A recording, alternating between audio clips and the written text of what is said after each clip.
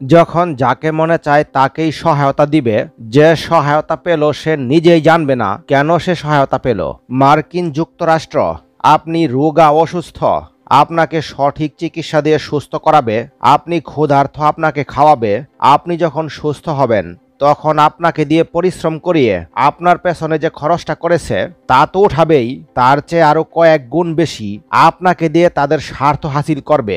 এ পর্যন্ত হলেও ঠিক ছিল, কারণ আপনাকে সুস্থ করার বদলতে আপনি তার ঋণটা অন্তত শোধ করলেন, কিন্তু তার চেয়ে বেশি বাড়াবাড়ি আপনার উপর তারা ঈশ্বরের কর্তৃত্ব পর্যন্ত করতে চাইবে।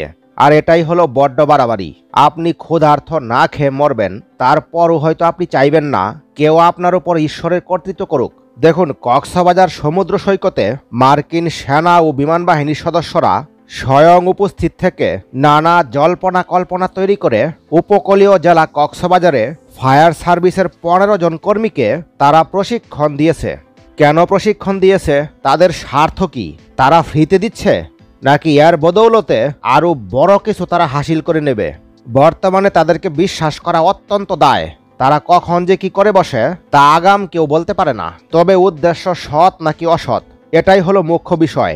যারা এখনও চ্যানেলটি সাবস্ক্রাইব করেননি তারা সাবস্ক্রাইব করে ফেলুন, তা না হলে পরবর্তী ভিডিও আপনার সামনে নাও যেতে পারে।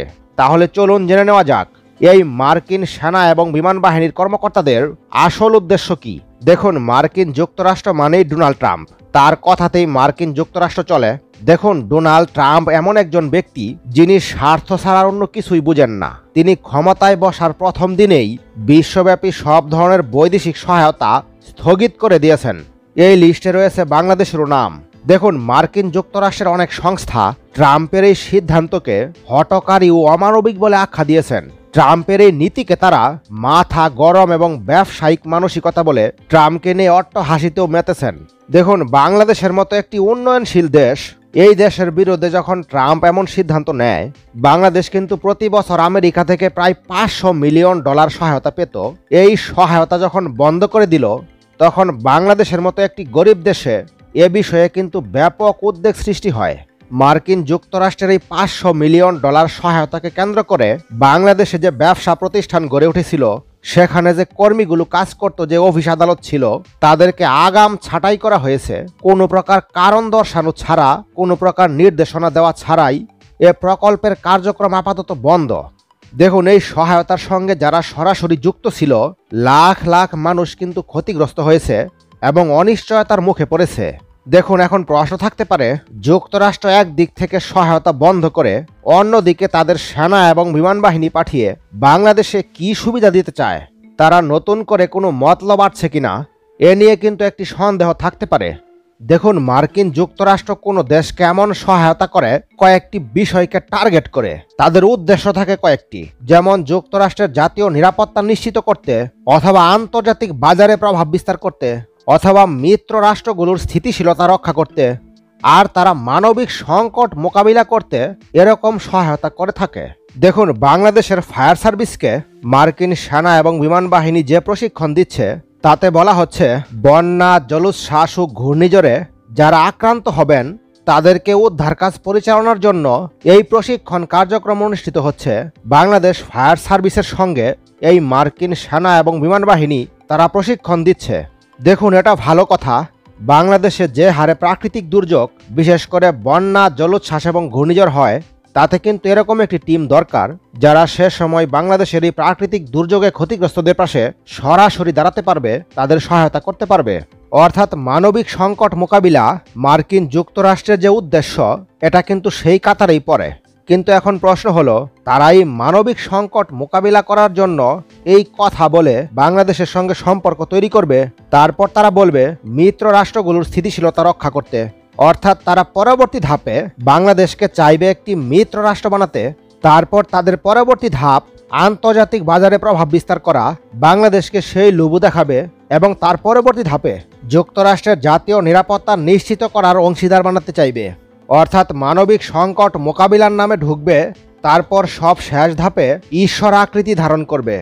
আর এই জিনিসটা একবার করতে পারলে পৃথিবীতে এমন কোনো নজির নেই যুক্তরাষ্ট্রের গণ্ডি থেকে বের হতে পেরেছে। অর্থাৎ মার্কিন যুক্তরাষ্ট্রের সঙ্গে শুধু বন্ধুত্ব করা যাবে, কিন্তু তার সাথে বিবাহ বন্ধনে আবদ্ধ হয়ে রাত্রি যাপন করা যাবে না। দেখুন, মার্কিন যুক্তরাষ্ট্র এমন একটি দেশ, আপনি নিশ্চয়ই চাইবেন না তাদের সঙ্গে অতি ঘনিষ্ঠ সম্পর্ক স্থাপন করতে অথবা তাদের সাথে শত্রুতা তৈরি করতে। অর্থাৎ ঘনিষ্ঠ সম্পর্ক তৈরি কিংবা শত্রুতা, এ দুইটার কোনোটাই আপনি চাইবেন না। তবে আপনার সামনে একটি সুযোগ রয়েছে, আর তা হলো তাদের সাথে ব্যালেন্স করে চলা। বাংলাদেশের জন্মের পর থেকেই তাদের সাথে মূলত ব্যালেন্স করে চলা হচ্ছে। এটা একটা সঠিক পদক্ষেপ এবং এ কারণেই মূলত মার্কিন যুক্তরাষ্ট্র কখনোই বাংলাদেশের উপর প্রভুত্ব দেখাতে পারেনি। এই নীতিতে চললে ভবিষ্যতে তা পারবেও না। দেখুন, কক্সবাজার সমুদ্র সৈকতে মার্কিন সেনা ও বিমান বাহিনী যে প্রশিক্ষণ দিয়েছে, তাতে করে কিন্তু সবার মনে সেন্ট মার্টিন প্রসঙ্গ চলে এসেছে। সামাজিক যোগাযোগ মাধ্যমে এই বিষয়টি নিয়েই কিন্তু ছড়িয়ে পড়েছে বিভিন্ন ধরনের জল্পনা কল্পনা। দেখুন, এই প্রশিক্ষণটি মূলত 4 দিনের একটি প্রশিক্ষণ। কক্সবাজার ফায়ার সার্ভিস ও সিভিল ডিফেন্সের পক্ষ থেকে জানানো হয়েছে, কক্সবাজার সমুদ্র সৈকতে ফায়ার সার্ভিস কর্মীদের জন্য প্রশিক্ষণ কর্মসূচির আয়োজন, যা মার্কিন সেনা ও বিমান বাহিনীর সদস্যদের নিয়ে করা হয়েছে এবং মার্কিন সেনারাই প্রশিক্ষণ কার্যক্রম পরিচালনা করেছেন। মার্কিন সেনা এবং বিমান বাহিনীর 9 জন সদস্য এখানে উপস্থিত ছিলেন। মার্কিন দূতাবাসের সহায়তায় মূলত এই প্রশিক্ষণটি কার্যক্রমটি পরিচালিত হয়েছে। প্রশিক্ষণ শেষে অংশগ্রহণকারীদের সার্টিফিকেটও দেওয়া হয়েছে। দেখুন, বন্যা এবং ঘূর্ণিঝড়ে আটকে পড়া মানুষকে কিভাবে উদ্ধার করতে হবে এ বিষয়ে প্রশিক্ষণ দেওয়া হয়েছে। পানিতে ভেসে যাওয়া ক্ষতিগ্রস্তদের কিভাবে বাঁচানো যায় তাও কিন্তু প্রশিক্ষণ দেওয়া হয়েছে। যদি এতটুকুর মধ্যেই সীমাবদ্ধ থাকে তাহলে এটি খুব ভালো কাজ হয়েছে। ভবিষ্যতে বাংলাদেশ এই প্রশিক্ষণটি, বিশেষ করে এই প্রশিক্ষণের টিমটি, তারা ভালো একটি উপকারে আসবেন। দেখুন, মার্কিন যুক্তরাষ্ট্র চাচ্ছেই মূলত দক্ষিণ এশিয়ায়, বিশেষ করে এই বঙ্গোপসাগরের আশেপাশে যে কোনো একটি দেশে তাদের সামরিক কার্যক্রম পরিচালনা করতে।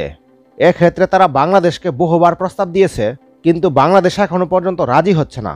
বিশেষ করে চীনের গড় বিরোধিতা করছে। বাংলাদেশ কোনো মতেই চাচ্ছে না চীনের সরাসরি শত্রু হতে, যার কারণে যুক্তরাষ্ট্রের প্রস্তাব বারবার ফিরিয়ে দিয়েছে। দেখুন, মার্কিন যুক্তরাষ্ট্রের কোনো প্রতিনিধি বাংলাদেশে আসলেই একটা সন্দেহ তৈরি হয়, কারণ বাংলাদেশের সেন্ট মার্টিন দ্বীপকে, বিশেষ করে সেখানে একটি সামরিক ঘাঁটি তৈরি করবে, এ বিষয়টি নিয়ে কিন্তু সন্দেহ থেকে যায়। যদিও এটা বাস্তবে কখনো সম্ভব হবে না, তারপরেও একটি ভয় কিন্তু থেকে যায়। দেখুন, বাংলাদেশ ফোর্সেস গোল 2030 বাস্তবায়ন করতে বড় সংখ্যক সমরাস্ত্র ক্রয় করবে।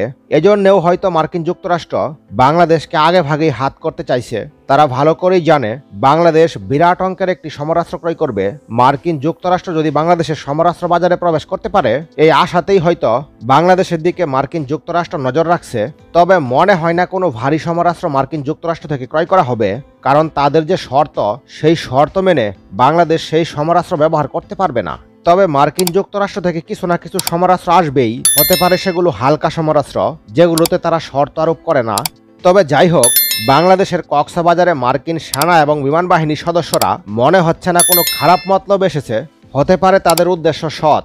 এ ব্যাপারে আপনাদের মতামত কমেন্টের মাধ্যমে জানিয়ে রাখুন। পরবর্তী নতুন ভিডিও সবার আগে পেতে একটি লাইক দিয়ে চ্যানেলটি সাবস্ক্রাইব করে রাখুন।